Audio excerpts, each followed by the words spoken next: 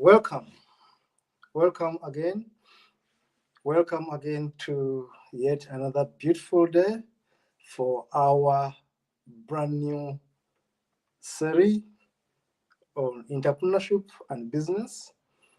Again, my name is Kato Mokasa on Think Better, Do Better, which is a program which is a channel for seriously entrepreneurship. Here we talk business, we don't talk politics.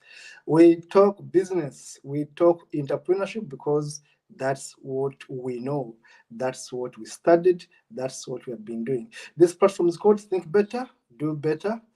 YouTube channel, please go and subscribe. Simply look for Think Better, Do Good Better. Our Facebook page has the same name, Think Better, Do Good Better. Please subscribe, but also hit the notification button so that that bell comes to you whenever we go live. I'm in the studio today with my colleague, Dennis Bongole, who will be showing you whatever I'll be talking about.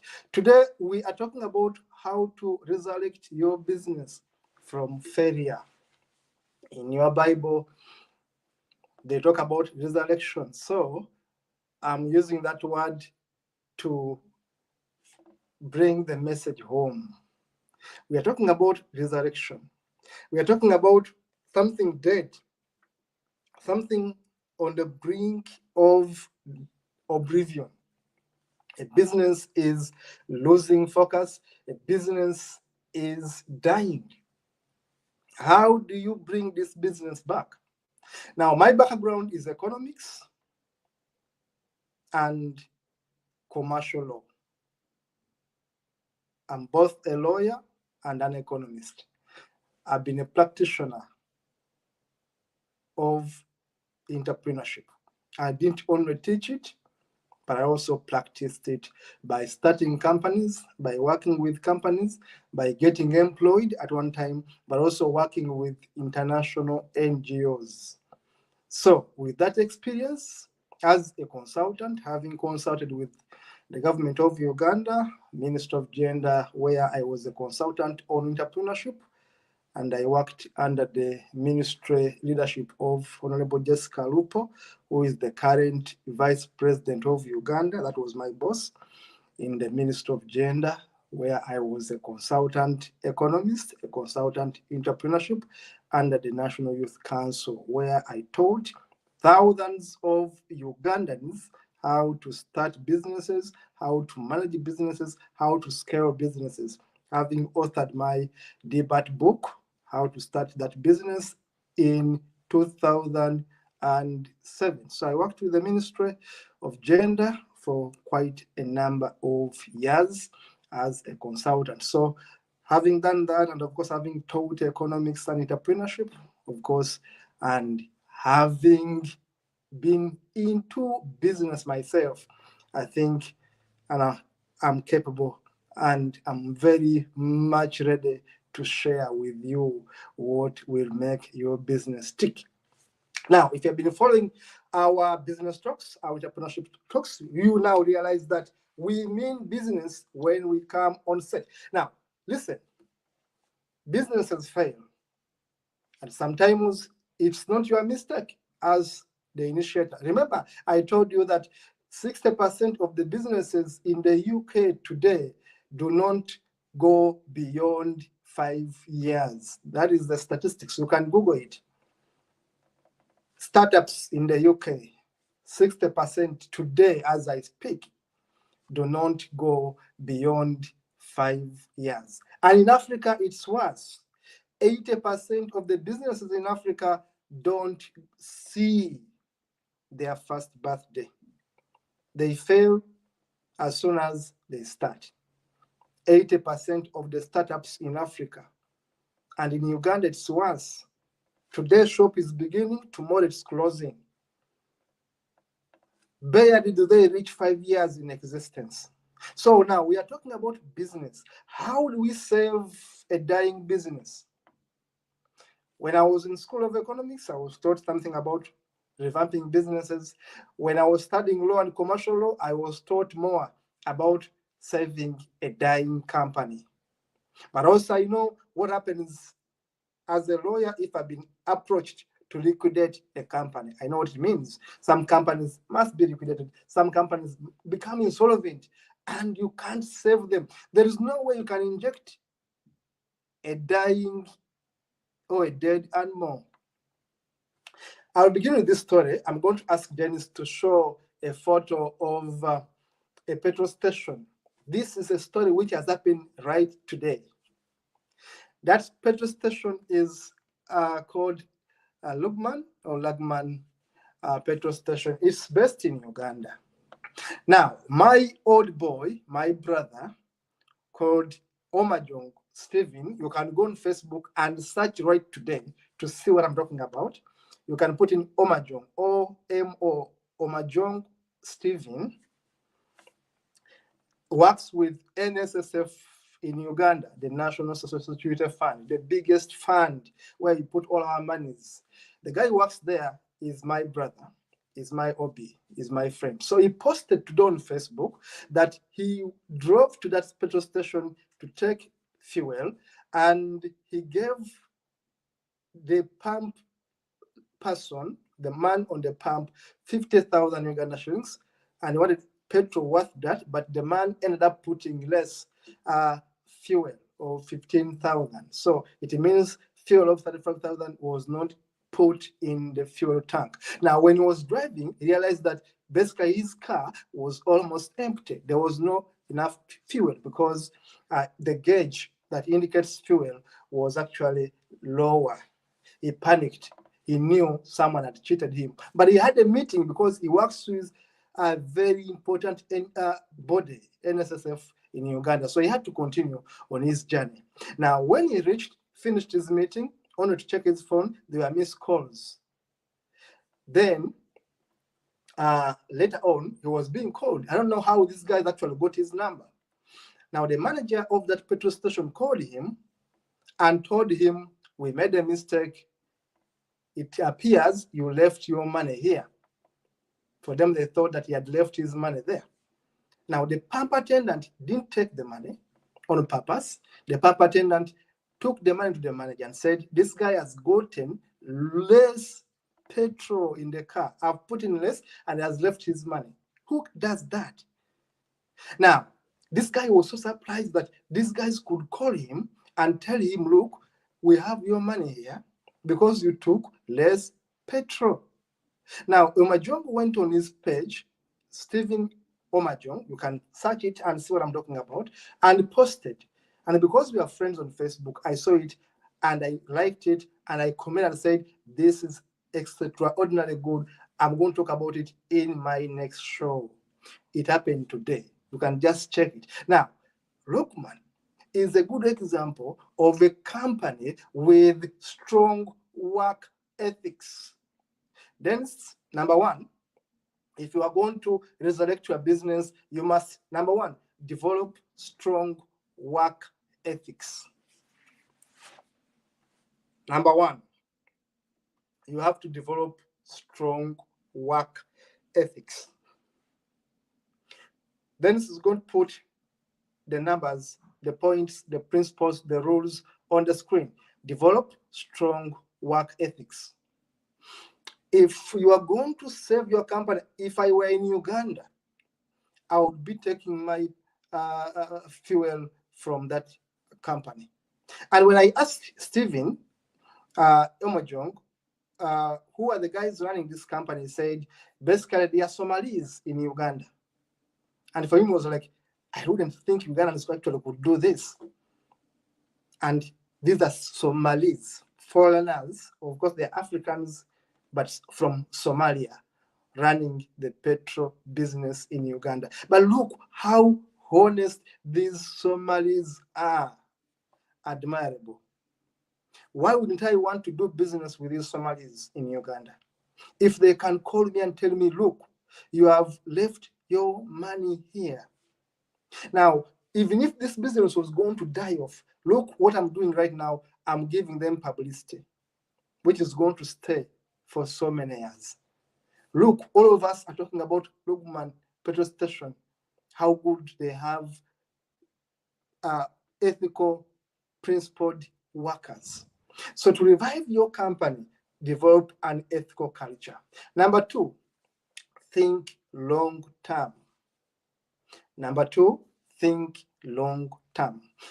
Don't think short term, especially in your hardest time. Do not think short term. Think long term. It means go back and find out, why did you start this company? Why? We are failing, yes. But why did we start this company in the first place? What was the reason why we started? Was it to make money? Was it to meet demands of the people? Was it to get a name? Was it to get satisfaction out of doing what we are doing? What is it? Today, my brother in Kenya was asking me, wants to start a consultancy on IT. So he was asking me how to go about it. And I told him that what matters is you having passion. It's called Semakula Mkibi. You'll be watching this. Semakula Mkibi, my senior brother in Kenya, was asking me, wanted to consult me on how to start to get his dream from his head. And we are talking. And I told him, I'm going to talk about it online, but the most important thing is passion, passion, passion. Do not start a business because you want to make money out of it. Let money be a bonus. Start a business because you know it, because you understand it. Knowing and understanding are different, and because you love it. Because you can wake up on a Sunday and go do that work. Me, when I do something I love, I give it 110%. It means I give it my whole. Even if it's failing, I will persist. There are businesses that have been really hard for me to manage, but because I loved them, I persisted. Example is part of Vocational Training College, where I put all I had, because my satisfaction was not getting profit from that vocation. My satisfaction was seeing many young women in my village learning how to become tailors, learning computer, learning how to make hairdressers, learning how to cook, be caterers, hotel managers, and today many of my students are in the Middle East, are in Turkey, are in Dubai, doing what we taught them to do. Now, that was my long-term vision. And the guys I was working with, that was our objective. Pearl Vocational Training College was not started for us to make profits, never. It is a company by shares which doesn't care about the profits. So not all businesses basically care so much about profits. It depends on the founder. What is it that you want to achieve? What is the long-term vision? I may close Pearl Vocational Training College today, but trust me, in 2 years' time, I will still open it because my vision, my love for it is permanent. Number 3, be customer-centric. Be customer-centric.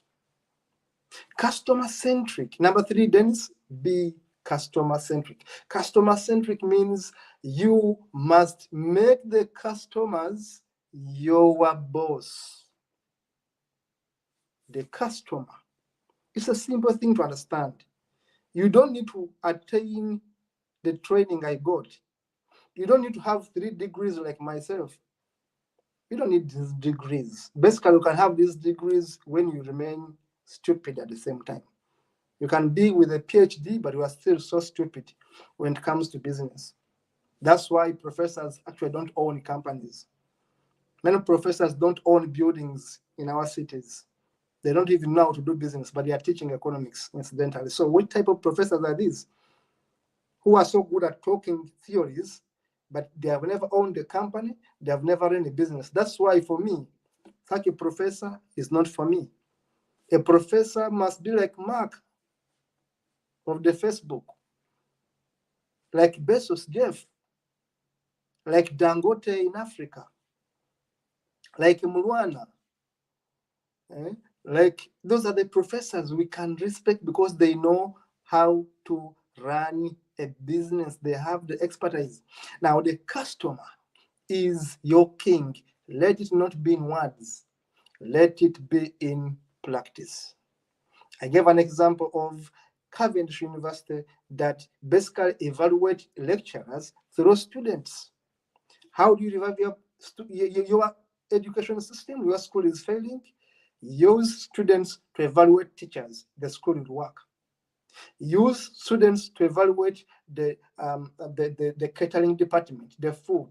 They tell you whether the food is good or the food is bad. Fire the cook. If the cook is hopeless, fire the cook the next day.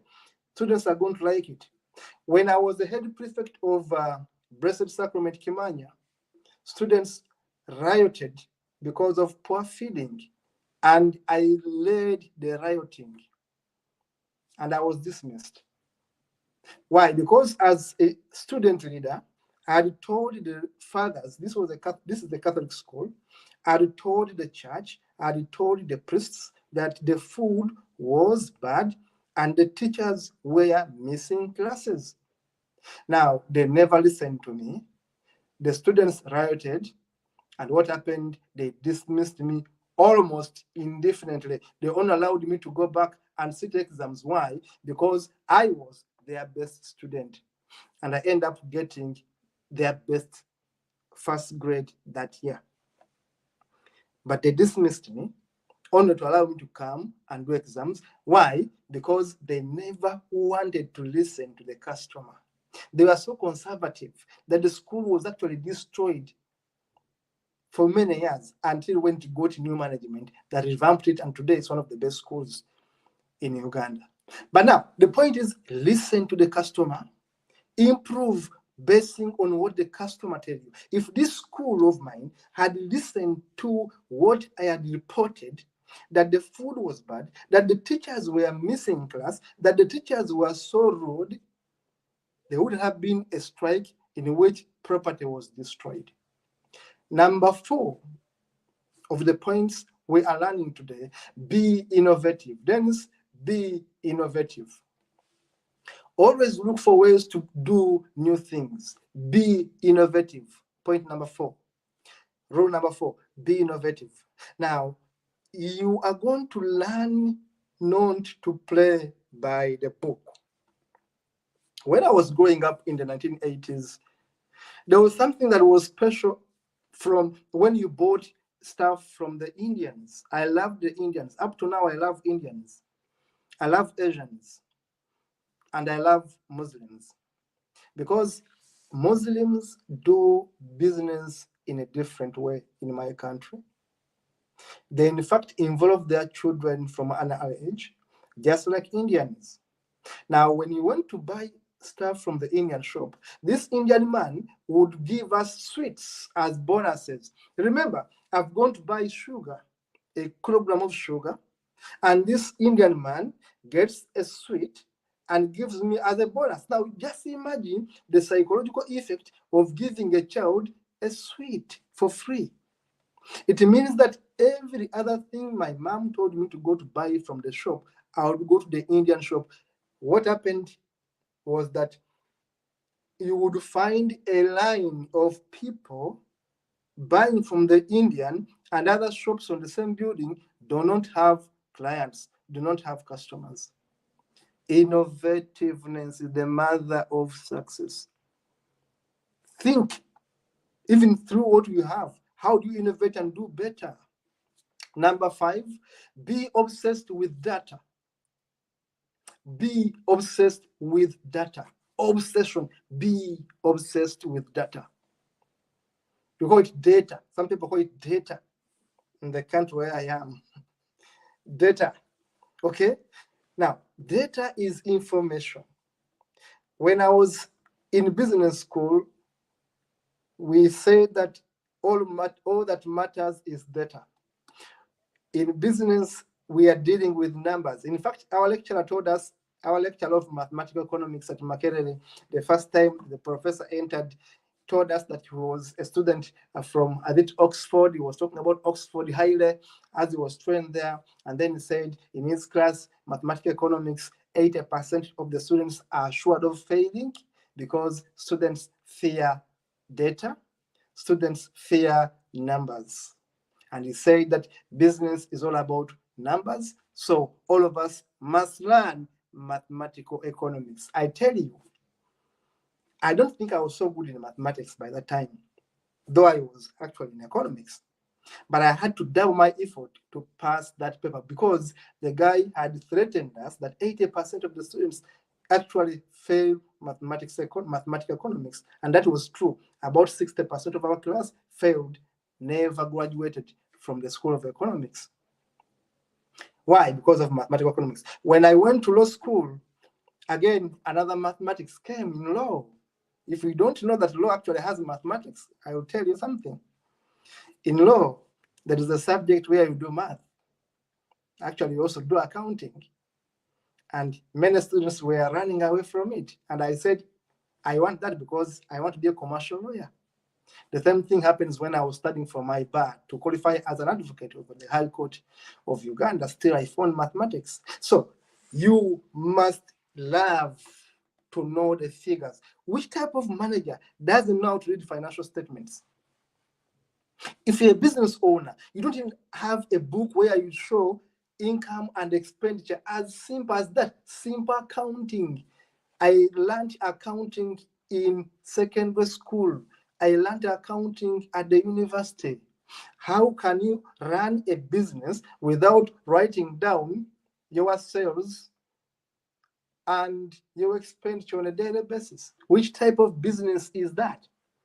Where you are in on guesswork, that business will fail. How will you pay your taxes if you don't know how much you earn? The taxman is simply going to guess. In all businesses I've worked in, we have used books of record. In fact, my grandfather was a bookkeeper, was an accountant. And whenever you would go to visit him, the first thing you could ask, my report, you would look for mathematics.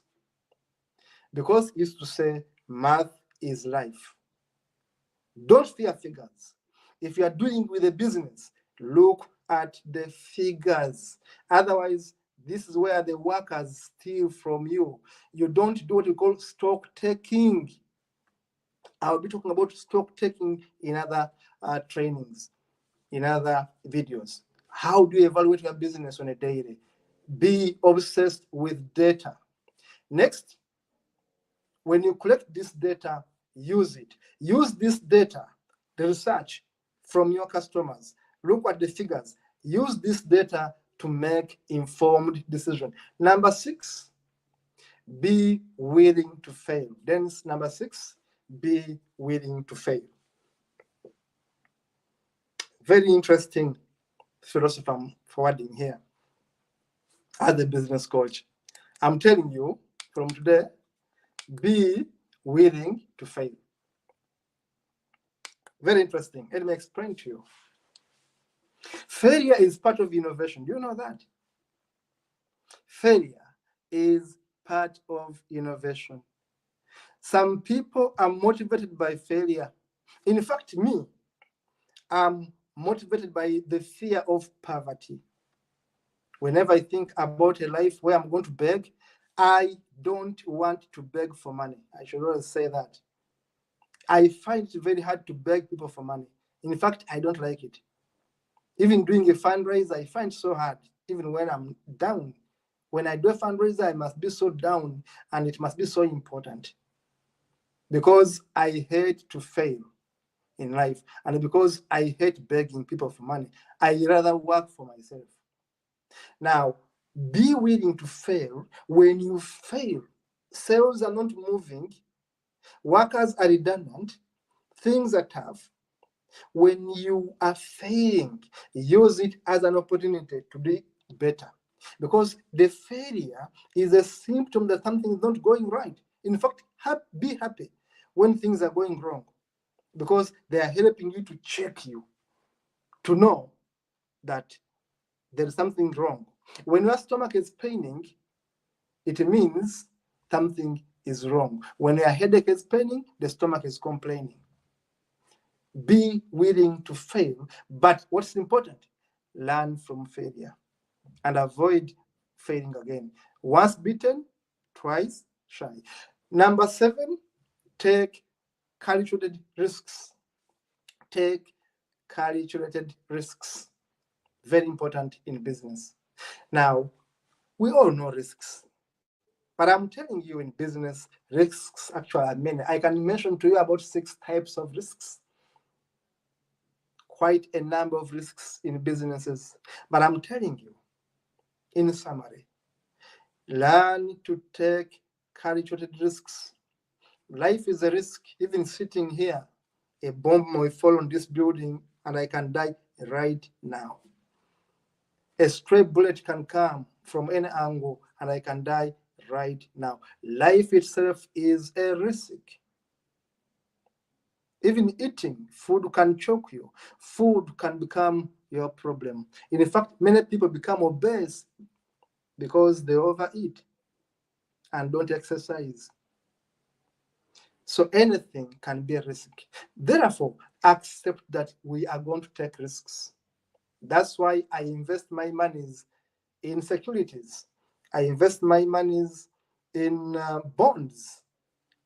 Some little monies, of course. I'm talking about Uganda, where they announce they are selling some bonds, whatever it is, some securities, some shares in some of these companies. You buy because you don't even know whether the company is going to work.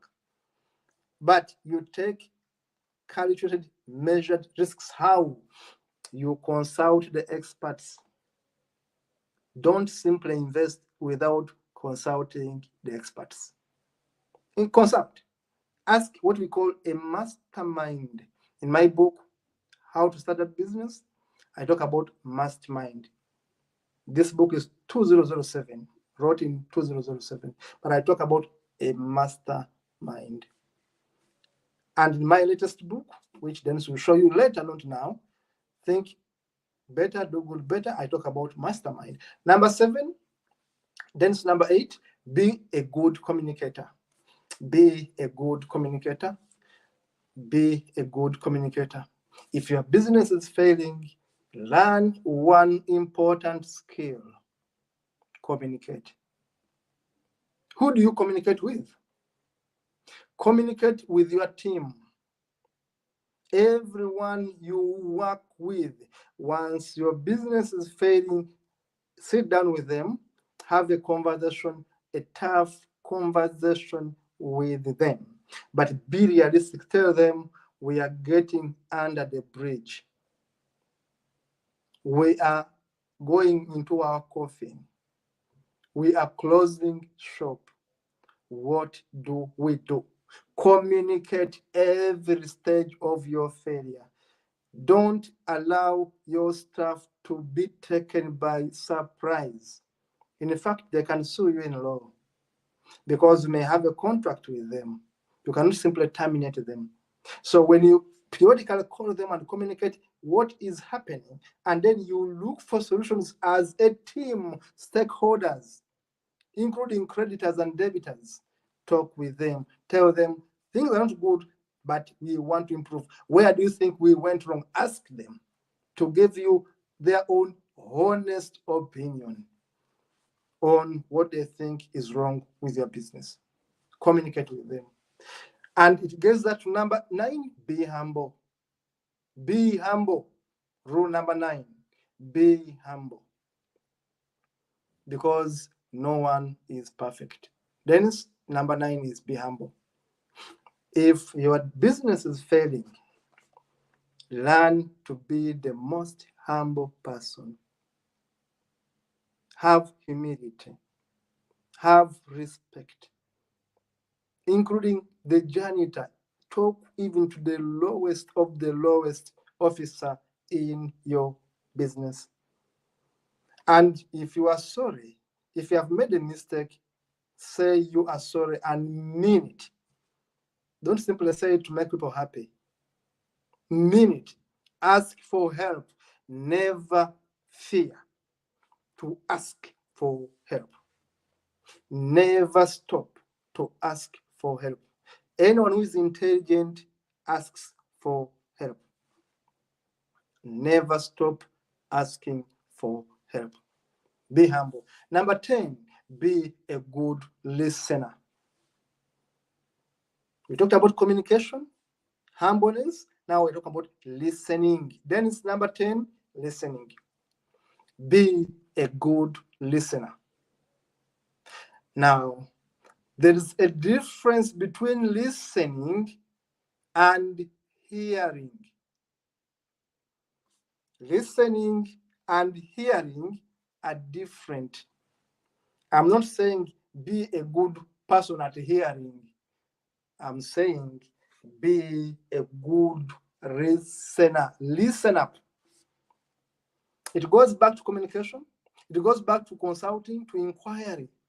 Sit with everyone you work with and open up. Let them talk with you. In the UK, the TVs are showing a program called The Undercover Boss. There's also another program where we have a guy who is a specialized cook, goes into restaurants and revamps them.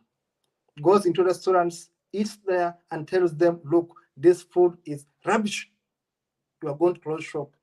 You have to change everything. They end up changing everything. So you are going to learn to listen, to take criticisms in a positive way. All of us make mistakes. None of us is perfect. I'm not perfect either. We make mistakes. Learn to listen and take in positive criticisms fairly. Number 11, be ethical. Of course, that was our number 1. But let us make it number 11. Be kind. Be kind. Number 11 is be kind.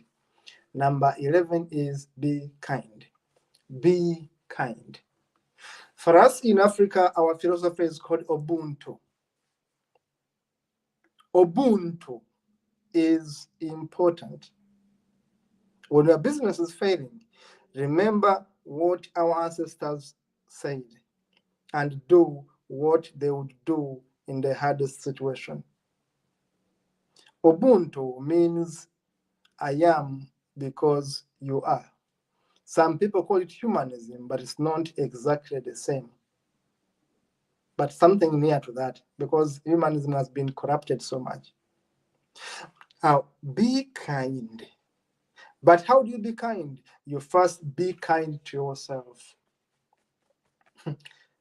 The moment you start taking the heat on your head, you run mad. Because you blame yourself and get paralyzed in your analysis. Analysis of paralysis. You get paralyzed in your analysis. You blame yourself. You don't sleep. You get stressed. Be gentle to yourself first. Forgive yourself. No, yes, I made mistakes. The business is going under the bridge, but I'm a human. The most important thing is, what do I do now, than blaming myself and everyone else. Don't blame everyone else for your problems. Where were you when the business was going under the carpet? When your friends were destroying everything? When you are not looking at the books, not looking at the data I've talked about? Be kind to your employees. Treat them with dignity. Be kind to your customers with respect. If you are in a restaurant and you are serving bad food, definitely the business is going to close. You are a school owner. You are abusing students and parents. You are cheating them. You are not teaching students. Definitely the business is going to fail. The teachers are not are poorly paid. You don't pay your staff on time. What do you expect? Number 12. Number 12, have fun. Have fun. Very interesting. We are talking about resurrecting a business that is dying, and we are talking about have fun. I'll explain that. Then number 12 is have fun. Have fun. Interesting philosophy. I told you, if you don't know my philosophy, my background, I love philosophy. So my business models are modeled alongside philosophy. That's why I'm different. You might find what I'm telling you in other people's books, but this is what I write in my book. And I'm saying, have fun. The business is failing, yes, have fun. Why do you have fun? Now it means don't cry, don't sulk, don't enter the office, the workshop, the shop, everywhere you are working, so gloomy, so tough, so sweating, so what? You'll burst and die in your own movie. You'll die in your own movie. So how do you save a bad situation from getting worse? By putting a smile if you can. Even if you cannot, in the worst moment, keep positivity, keep hope alive. I beg of you this. Keep hope alive. Have fun. Your enemies will be surprised by the way you carry yourself. The guy is going under, but he's smiling. Because the man inside you, the woman inside you is not yet broken. The attitude, the brain, that's why I call the title of my book is Think Better. You think better by thinking positive, by having fun in the hardest moment of your life. And when you radiate fun and happiness, talking about happiness, happiness is contagious. Happiness is like a flu, like coronavirus. It affects everyone it touches.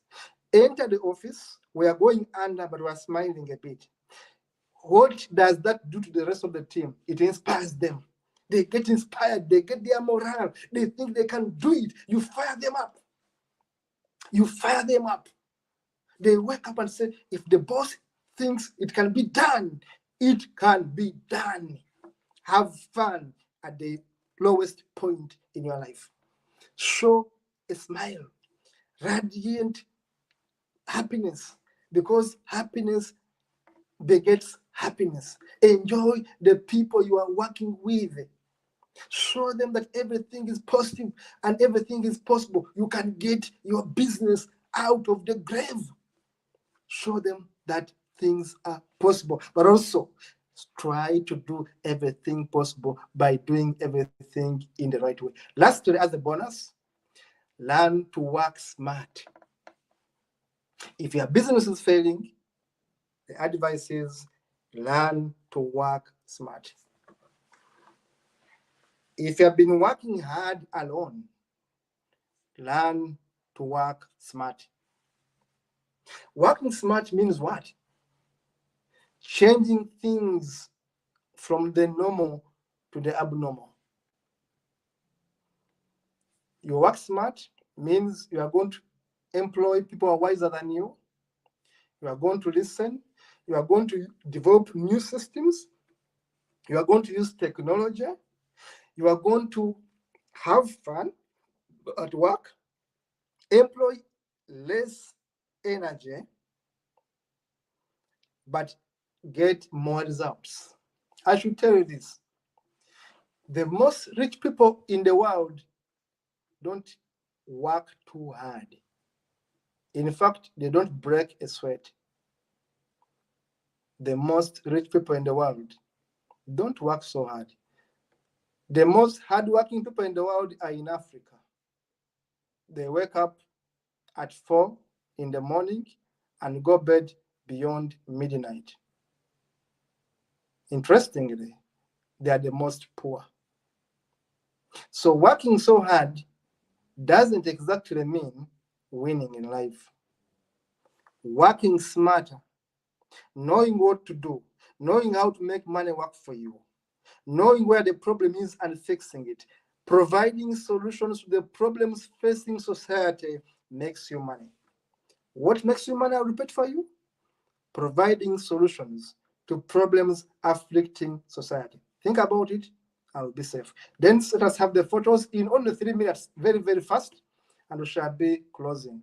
The topic is how to resurrect your business from failure to success. That was an example of the petrol station, which today gave me a very good example. Then the photos, roughly, these photos, you can always go through this presentation by on your own. Look at that business. Farmer who is successful,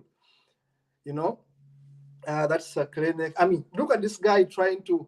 Now he's working on his fitness and he thinks that the stomach is becoming big. Even men can now put on this kind of stuff. So be innovative. If men want to reduce their size, go for it. Look at what's happening there. This next photo, please. Then they can always look at that trend now. People are crazy with skills and modernity. Look at that guy now. Look at that bed, how beautiful it is. Look at that bed. I love a new bed. That diagram there tells a message. I want you to go back and look at it in your free time. Look at that bed. Let's continue.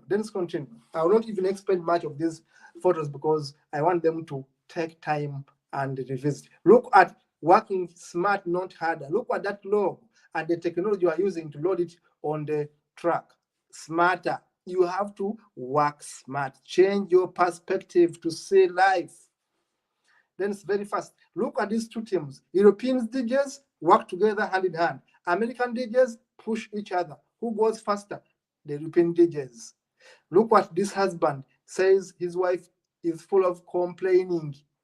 You can't stay with that partner who is always complaining. Never be a manager who is full of complaint. Look at these are guys who won a beauty pageant in 1922. Look how they were dressed. They won in 1922. Can they dress like that and win today? It means things have changed. They be like a crow. What does it do? Find out what it does. The message is right on your screen. Then let's continue. We want to be within time. Look at these guys, how they analyze an elephant. Everyone touches and says an elephant is like a rope, an elephant is like a tree, an elephant is like a snake, an elephant is like a spear. Handle problems from your perspective, but now get perspectives of everyone else, and then you have solutions. Look at what this guy is saying. If you want to make everyone happy, don't be a leader. That's true. If you're going to revive your business, don't think you're going to make everyone happy. You're going to make hard decisions, including dismissing people. Lastly, that's the last one. That is my book. Please find it on Amazon. Support me, support our consultancy by buying a book.